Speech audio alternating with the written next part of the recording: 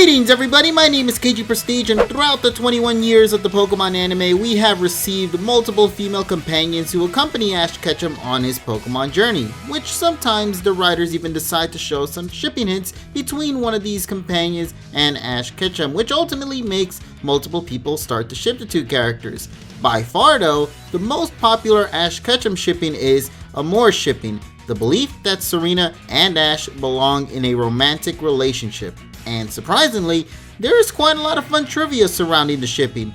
So as you can already guess, for today's episode of PAT, or Pokemon Anime Trivia, Entity thought it would be a great idea for me to go over all the most interesting trivia surrounding Amourshipping, the video also celebrating Valentine's Day. So without further ado, let's jump right into it.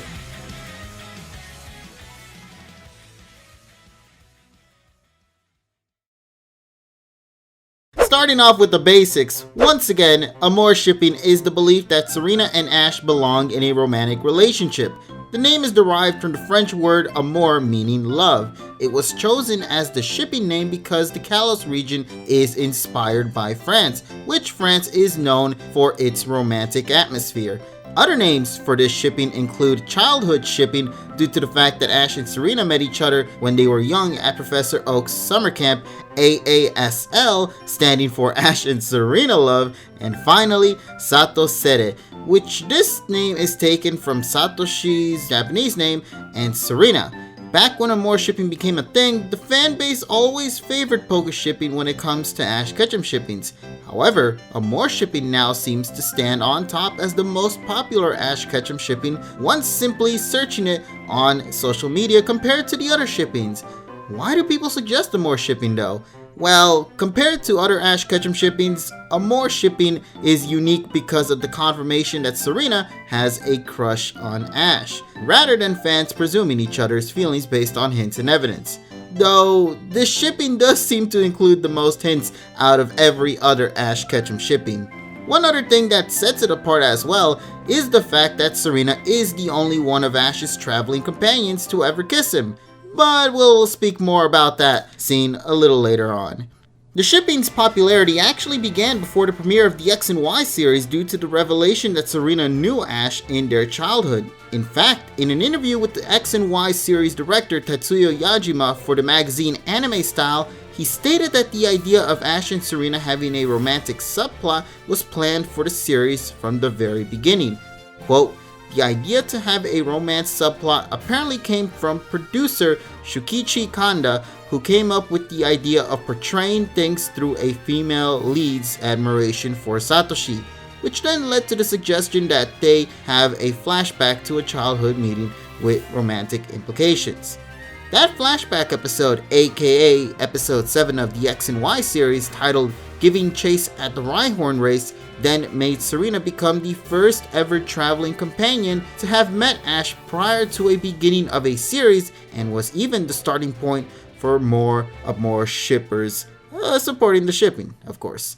So how the flashback went was that Serena found herself lost in a forest nearby the summer camp that Professor Oak was hosting back in Pallet Town, and she ended up actually injuring her knee when falling down. But Ash, who was simply trying to find a Poliwag in the forest, finds Serena injured and scared and decides to help her by wrapping a handkerchief around her injured knee. Serena mentions that she still cannot get up, but this is where Ash famously says don't give up till it's over, and reaches his hand out to Serena, which she grabs and accidentally falls back into Ash's arm, making a somewhat accidental hug. With this, Ash simply smiles back at Serena, and they hold their hands together and walk their way back to the summer camp.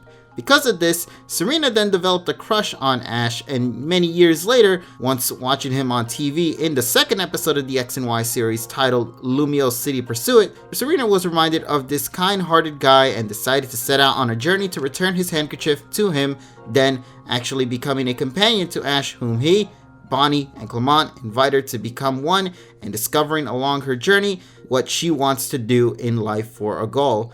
This also makes Serena the only one of Ash's companions so far to have not invited herself to travel with Ash, but was instead invited, which is pretty unique.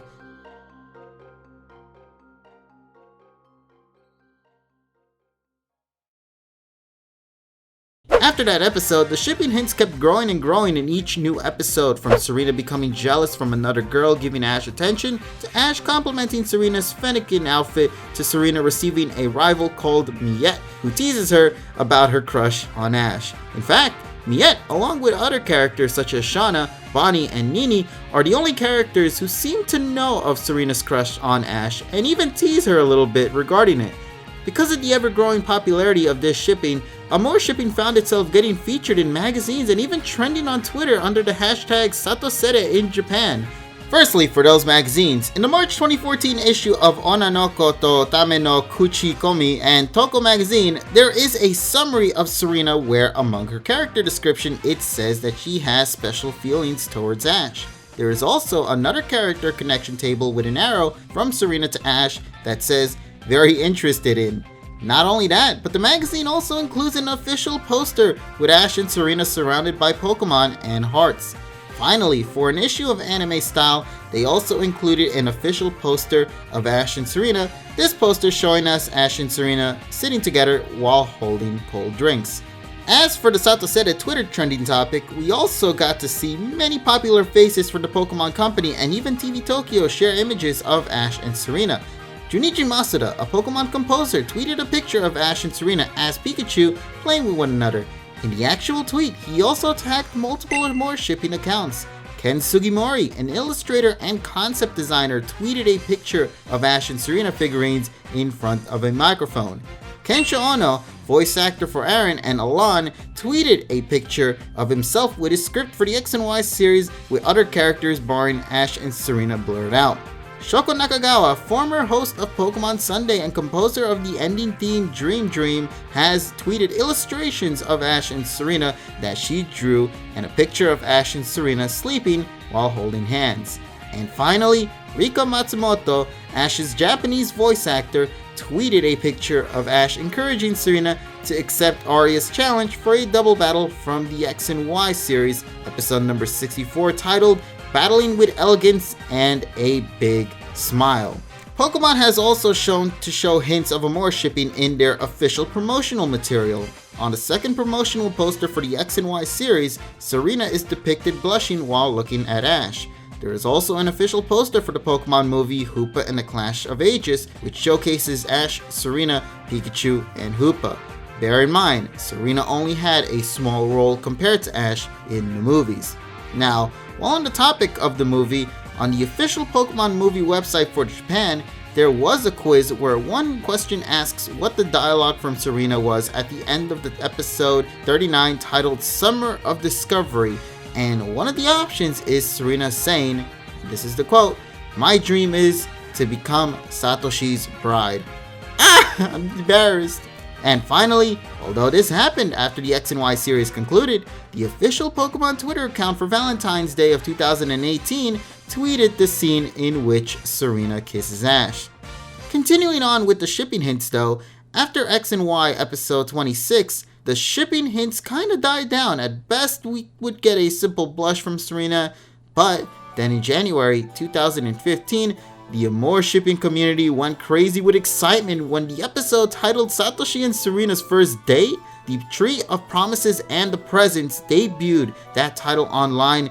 And although Ash and Serena didn't really go on a date per se when the episode aired on February 5th of 2015, we did receive the most amount of shipping hints in one episode from both characters. Ash showing his hint by nervously giving Serena a blue ribbon for helping him find gifts for the Pokemon, which Serena then implemented into her redesign in episode 60, a showcase debut.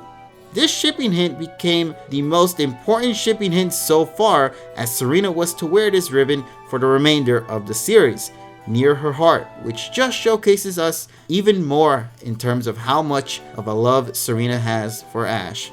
It's also important to note that this is one of the very few times Ash has ever given a gift to one of the female friends. In the past, he has given a Beedrill to Casey within episode 161 of the original series titled The Bug Stops Here, and a flower to Iris in episode 131 of Black and White titled The Path That Leads to Goodbye.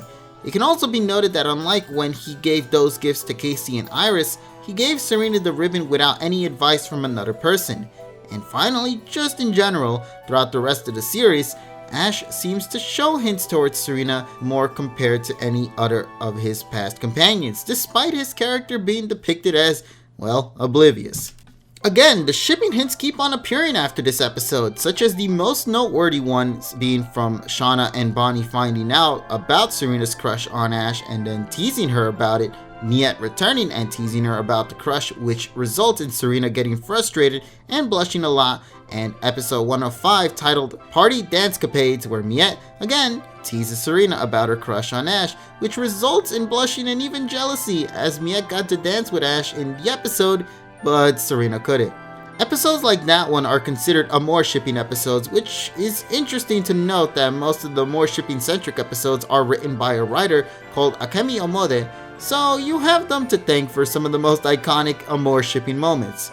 Taking a break from episode hints though, we now go and dive into songs which surprisingly provide us a couple of Amourshipping hints. For instance, the song Dream Dream, which plays in the third ending for the X and Y series, includes a line that says, and this is the quote, "Two people finding a new love," which is then followed by a scene of Ash placing a blanket over Serena for the ending of this song. Also, in the song Candy Girl, which is sung by Serena, Amourshippers like to think that the entire song is a reference to Serena wanting to please Ash due to lyrics such as, "I'm not just a purely cute candy girl.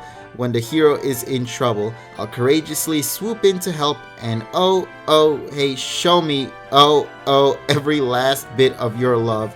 If you and I were to be together, hey, we'd be unbeatable, right?" Jumping back into the noteworthy episode hints though, we get to witness Ash cheering on Serena during the Pokemon Showcase Masterclass, Serena dressing herself up as Ash and enjoying it, which is the only female traveling companion to have ever done that, Serena snapping Ash out of depression and becoming worried sick about him in a snowstorm, Serena cheering Ash on during the Kalos League, Ash taking Serena around shopping and helping her realize what she wants to work towards next for a goal, and finally, the kiss. In the final X and Y episode titled Till We Compete Again, Serena, upon leaving Ash, states that she's going to try to become a more beautiful woman for him and then famously kissed him before leaving for Hoenn. This being a full Amourshipping confession. Back in the day, many people were in doubt if Serena actually was to kiss Ash, but going back to that interview with Tetsuya Yajima, he stated the following with this quote: "The kiss scene is indeed meant to be Serena kissing Satoshi, and his reaction to it is a surprised awe. Any ambiguity the scene has is so they could get it on TV in the first place." This makes perfect sense and confirms that Amourshipping is semi-canon, but Tetsuya Yajima doesn't stop there. He then goes on to explain, and this is the quote, "They didn't become a couple in the episode itself, but the way I ended it is meant to make you understand that they're probably going to become one later.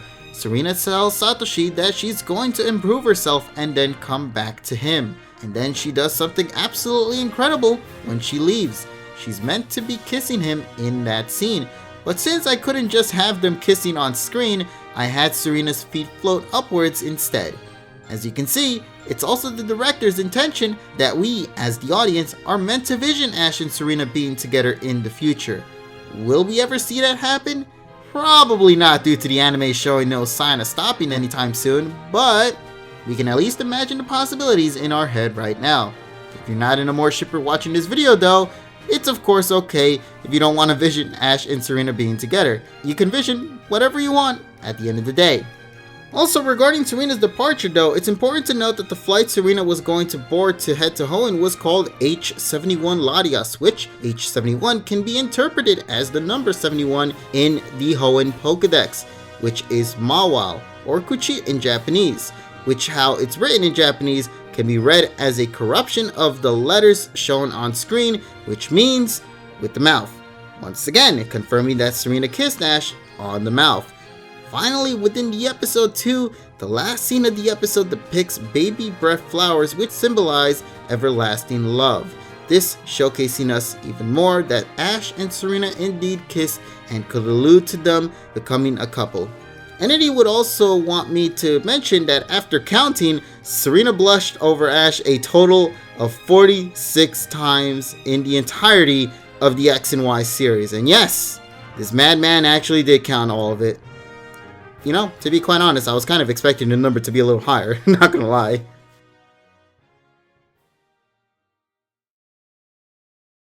That concludes today's episode of PAT. I hope you all enjoyed. If you did, please make sure to leave a like, share, and if you're new here, subscribe to this channel along with hitting that nice little bell icon to stay in loop with all things Pokemon anime related. And if you like the sound of my voice, I also have a Pokemon channel called KGPrestige, where I mainly talk about the Pokemon anime via our weekly podcast, the Pokepod R, and other things Nintendo and anime related. You can subscribe to me by hitting my channel icon shown on screen. Thank you for watching, everybody, and I'll see you all later.